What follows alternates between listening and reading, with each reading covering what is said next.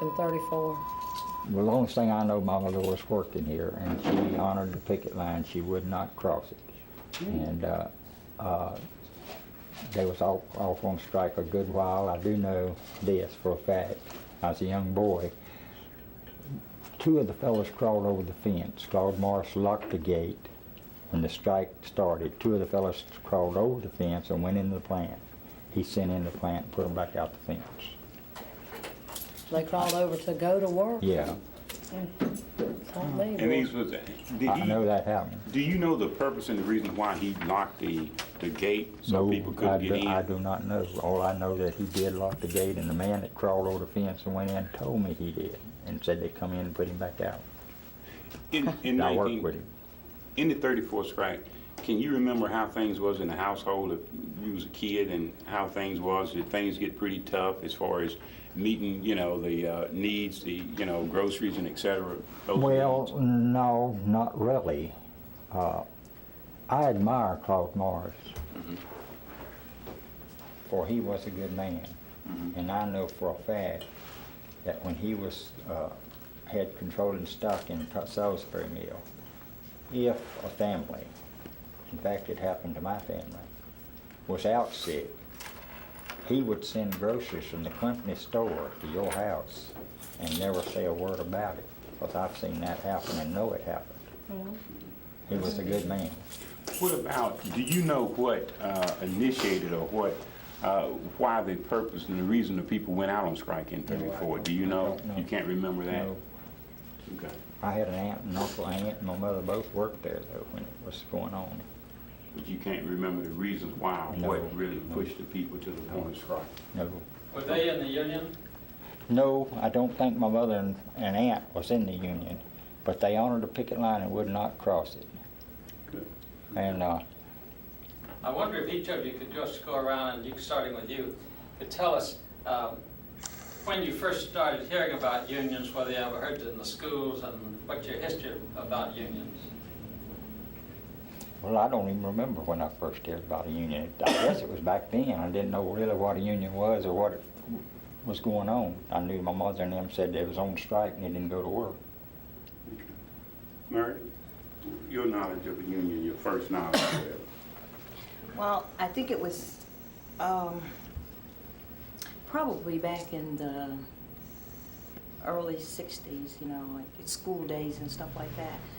I'd probably hear about it over radio or TV, and no, I was not familiar with it or what the purpose was, not really. I just wasn't into that time.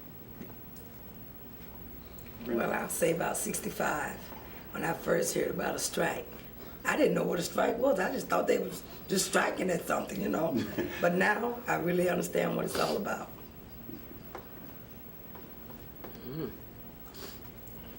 Yes. When I started work, I started hearing stuff about unions and strikes and stuff. Did you first started work here or somewhere else? Somewhere else, at County Mill. Okay. I heard about, you know, union strikes and all that, but I didn't know what it were. I didn't know. Okay. Do you have any reason to be afraid of it, afraid of unions? No, I wasn't afraid of it. I just didn't know what it was. Well, when I worked at Cannon, I heard about, you know, strike, but they'd say I didn't know what it was. I was just going by what other folk were saying for that part. Your knowledge of, when you, were you there when they tried to organize Cannon in the early 70s, in 70 and in 85? I'm seeing. You was here then? Okay. Yeah, I'm just calling you. I was. The first time I heard about unions, I guess, I had heard my dad talk about them. And then I went to work at Cannon Mills. Sorry, let's go back there. Start again and tell me what your dad said about unions. Well, I don't really remember exactly what he would say about it. He would say something like, Start again and say your daddy. okay. I remember my daddy talking about unions, and I don't really remember exactly what he would say. I know he would come in and say, you know, certain unions on strike or whatever, and I didn't understand it. And then when I went to work in Cannon Mills in 73, they were running an organizing campaign, and I was into it. I wanted to find out what it was all about, so I got interested in it and stayed with it, and They didn't, the union wasn't voted in, and I was threatened for being, you know, active in it and all. My supervisor hauled me in the office and told me, "You're gonna be fired." I said, "Well, fire me now," you know. And then when I come to work here, first thing I did was sign a card. And I really didn't get active though until I had to file a grievance, and then I really got active then. I was shop steward, and then last year I run for vice president and I won that. And I believe in it. What gave you the courage to tell your boss that? Back in '73, Bob Freeman, one of the organizers, he told us what our rights were, you know, and I believed him, and if he tells me this is your right to do this, the man didn't have a reason to lie to me, you know, and it's something I believed in. So, I mean, I don't know what I'd done if they really would have fired me. I'd have went crying to Bob, I guess. Hey, they fired me.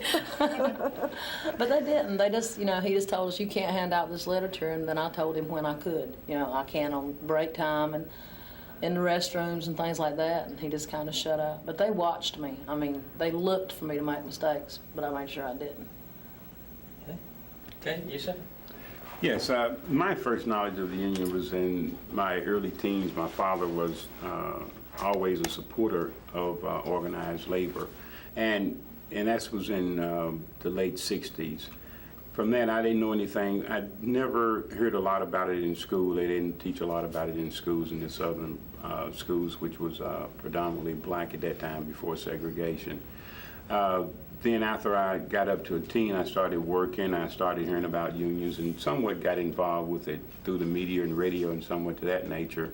Then when I went to work and I left North Carolina, I went to work in Alexandria, Virginia. I stayed in Washington, D.C., and I joined the Teamsters there, and I was 19 at that time. And I got familiar with the union at that point in time, and when I moved back south in '72, I started then involved at the union, very little bits and pieces of it about Cone. And then in '79, I become very active in it and have been active ever since. And that was my knowledge of the union to this point. Now, a lot of the white people who've been in unions have heard from their parents and grandparents that a lot of people got in trouble in the 30s and don't want to have anything to do with it. Your people didn't have a chance to be in the union in textiles until the 60s. Do you think that's made a difference in the response of blacks against whites in the union? If I follow your question correctly, yes, I think that has an impact on it because... explain what you're talking about. What I'm talking about is the difference between the black, per se, more or less movement toward the union movement versus the whites. And in the early 19th century, what I'm saying is 1938 and 40s and 50s, blacks were not allowed to work in certain particular parts of the mills and certain jobs, definitely, which we're aware of.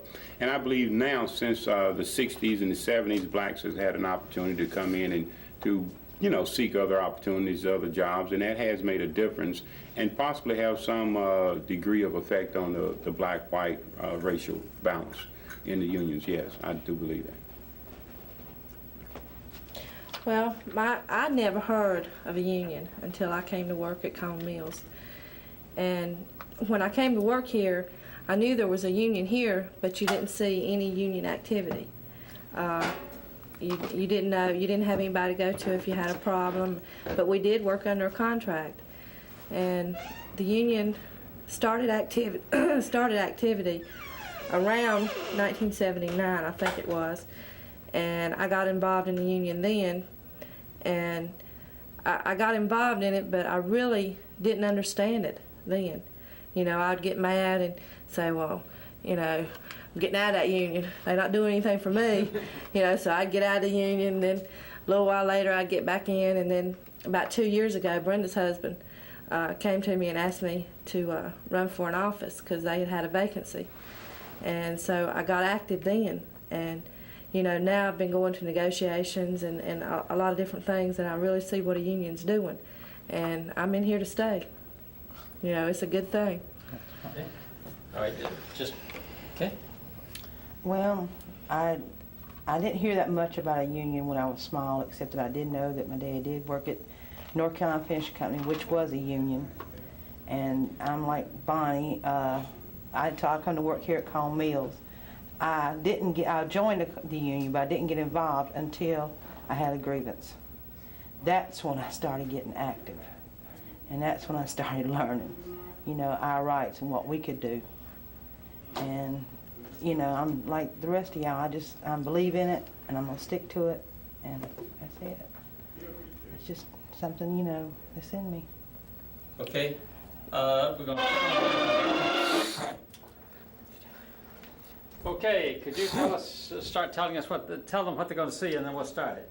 Okay, this film is about the strikes in Georgia in 1934.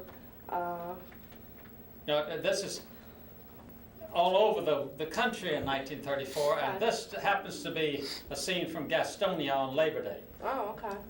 Start again. Tell them about this first. Yeah, just tell them about the strike, the 34 strike all over the country, and then we're going to see some scenes from the South, and this is Labor Day in Gastonia. North Carolina, right? We're going to see some footage that was taken from the 1934 strikes all over the South, but first we're going to see a film of the Labor Day parade in Gastonia.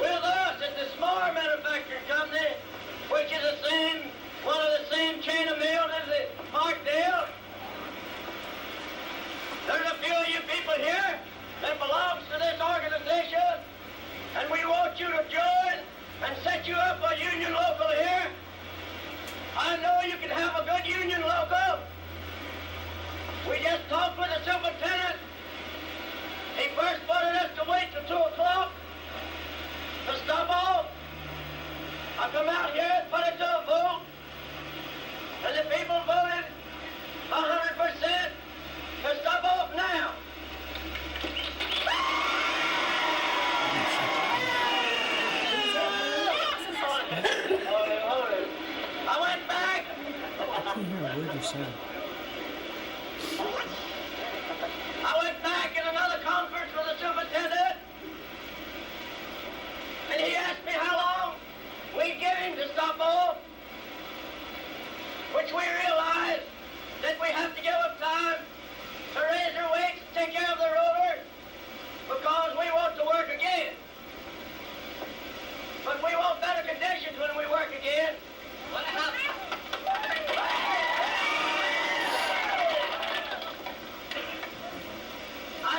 I told him we'd give him time to take the weight off of his roller, that we didn't want to injure them.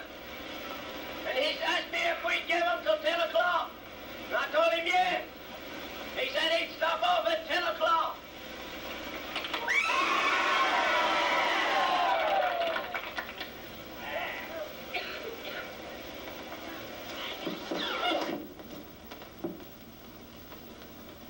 Some more scenes around the mill here.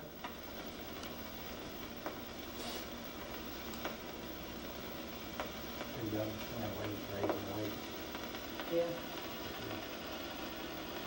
Big thing to the roller beam, had to take that weight and And lift it three up. of them stacked up. Yeah. That's what I started working on. Well, Roller weights. Is that a tough job? You know how we got the lockdown rollers on the ones that I first started on? We didn't have a lock, I had a hook that come up between the rollers. I had 3 heavy weights that hung down in behind the ends, you know, underneath the frame. And if you did raise some weights, the roller would flatten out. And when I started killing me, you know, when you clean the rolls, they had the boards, you had to lift up the boards and Slats. Yeah, and pick them up.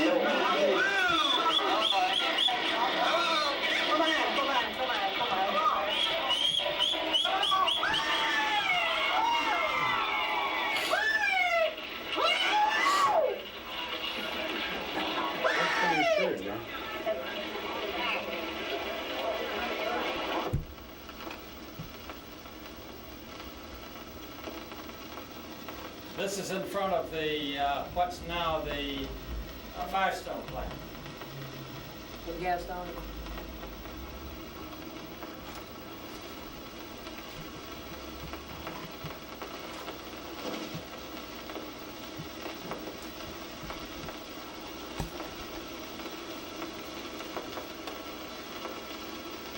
We're going to stop in just a moment. Let me stop. Sorry, get it stopped. Just a moment, let me get something on the screen. This is not working from that distance.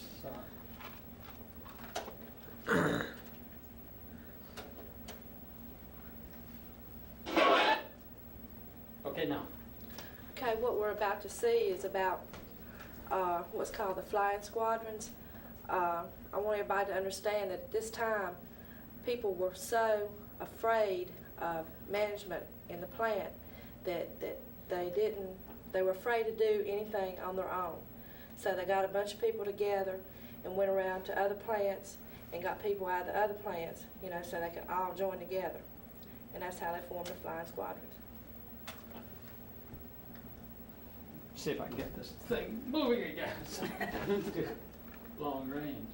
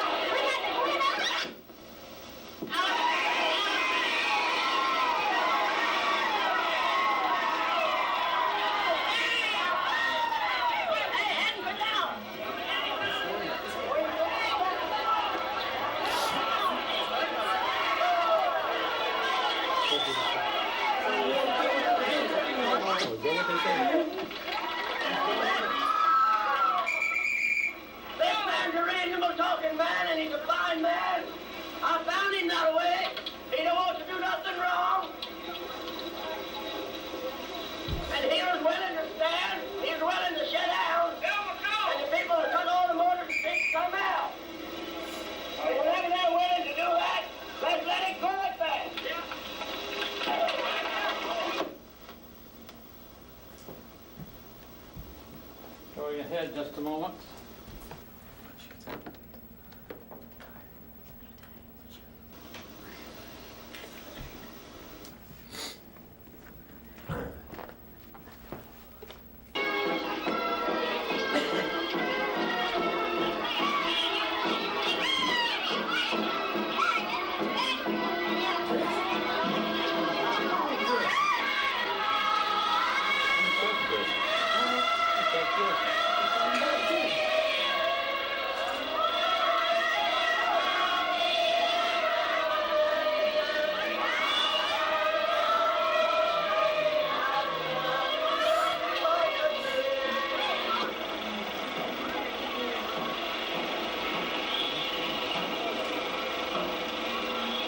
they walked.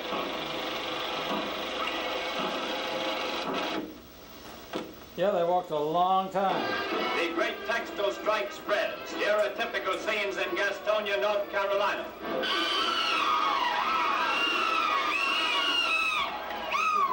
With the total on strike nearing 500,000, over 200,000 are out in the southern states where already lives have been lost and many wounded. At the first reports of bloodshed in the Carolinas and Georgia, President Roosevelt appointed a special mediation board in an effort to end growing disorder.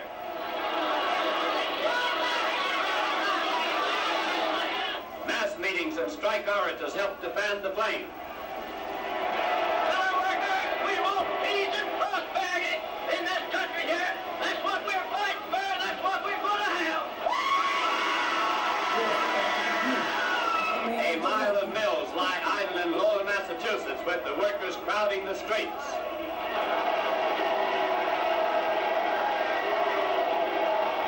Police stand guard in dozens of cities throughout New England where over walkout. The crisis was growing graver as these films were issued, but federal intervention brought hope of restored peace. You notice that the newsreels were very much anti-union. Did you notice that? I did, Yes. right on. Talk about that. They make it look like the unions are the bad guys and we're in there causing problems. Like there's no problems there to start with, but we're looking for problems. Yeah, but they're not showing what it was like for these people to work at these That's textile it. mills. That's it. That's what those people faced then. Do you face anything like that now? Well, But- we faced something to that extent, not what they were facing, you know, as far as the company being the ruler, but we face problems like that now with management. Of course, we have a procedure to go through now. We call it the grievance procedure. But the difference now and difference then is it was more or less, back then I think it was more or less physical and a hostile type atmosphere. But the companies now has become more, I would say professional and dealing with these problems. They keep it more suppressed. They only show, they give you I would say the stroke me approach, wherein they come in and play up to you, but yet and still they're doing the same things in a different, more complicated, and in a more, I would say, sophisticated manner than they did back then. That's the difference. Primarily the same things is going on, but it's more or less undercover and not as publicized as it was then. What kind of coverage did you get in the newspapers and magazines and television? Now, we don't get any coverage hardly now. You know, we kind of feel like, as far as Cone Mills is concerned, they have the media bought off because it more or less goes, it all goes their way. But go ahead and tell that. We have had some pretty positive reports coming out of Charlotte and Greensboro. We have some, pretty liberal or straightforward approaches in dealing with the things that we're dealing with now, such as the struggle that we have here in dealing with insurance fights and pension, ESOP, employee stock ownership plans. And the media now has begun to show some changes in their ways of not totally anti-union and more or less becoming, more mutual. There's some reporters, but not all of them. We still get, we feel like, the short end of the stick, but, there's some liberalization to it. We did have, what was that, professor or somebody wrote an article? You remember that, Louis? No, I can't remember the guy's name, but we have had some positive ones. But That was real. we have had some positive ones about a He couple of came out months like back. Duke University or something like that. Yeah. Wrote Out of a real good Chapel article Hill. about the union. So it's improved somewhat, but yet and still we got a long ways to go. What do you think, Bob? What's that? I was reading the sign. About the differences, Just hold it just a moment. We have to shift the camera a little bit. The difference in The media coverage versus media coverage now don't versus you feel like then. it was all, just about all negative this, in other words, the unions are the bad guys? Do you think, what do you think's different now? Well, now, the media does sometimes come along and help the unions at times. I mean, in their fights, and then you find, like he said, some reporters are altogether different. They don't go with you. Do you look at that, Bob, in your overall experience in working in textiles? Do you see that as a change in the media somewhat better than they were then or now? What's the difference, if any? Well, I can't tell whether there's any difference, really. Okay. Anybody else? Nothing? I wonder if Joanne and Cindy and Bonnie, could you all ask Bob, since he's lived here all these years, if the union has always been so visible? Because, I mean, right now you're plumb, right across the street from the mill, so maybe you could talk about where you are situated and visibility with Bob. And Bob also touched on early in our conversation that this place burnt down once, right? Yes. And maybe you could tell us about that. This was a company store at one time, and it did burn down one time. It hollowed out. It didn't completely burn down, and they rebuilt it. Long time ago, probably, she was going to ask me about 54. I was in union. Now I cannot be union. I'm non-bargaining. Mm-hmm. But you'll find I'm fair and honest as they come. And I was in union, and I was in a strike in 54. I did stand at the gate and show the people how I felt. Some of my friends was hollering, calling people names, scabs and things like that. And I didn't agree with that. I told them, I said, we got to work with them. We got to win them in our way. You'll do more standing here letting them know you're dissatisfied with the conditions. Just standing here silently, seeing them doing things they shouldn't, than to call them names. I said, you're going to make enemies. You'll win them quicker by standing here silently and letting them know how you feel. Did it work? Did you have more people on the We picket lines? had more people to join the union back then, but our union wasn't very strong. We didn't have a meeting place, really, and it wasn't very strong. Pete, I forgot the boy's name that was representative of the union. Pete somebody. Brandon? I believe it was. Peter Brandon. Yeah. Well, can I ask the question? Yeah. Oh, okay. Bob, at that time, what was your union dues at that time? I don't even remember, Brenda, honestly. I paid union dues, but I don't even remember. Mm-hmm. And they would not take them out of your pay. You had to pay them yourself. Mm-hmm. So like a insurance system now where you come around and hand due system collection, that's what it was. Yes. Did you like the union at that time, Bob? Well, I believed in it. I was right in Most there. I time he was was active. a committee. I sat down and talked to Mr. Cone just like I'd talk to you.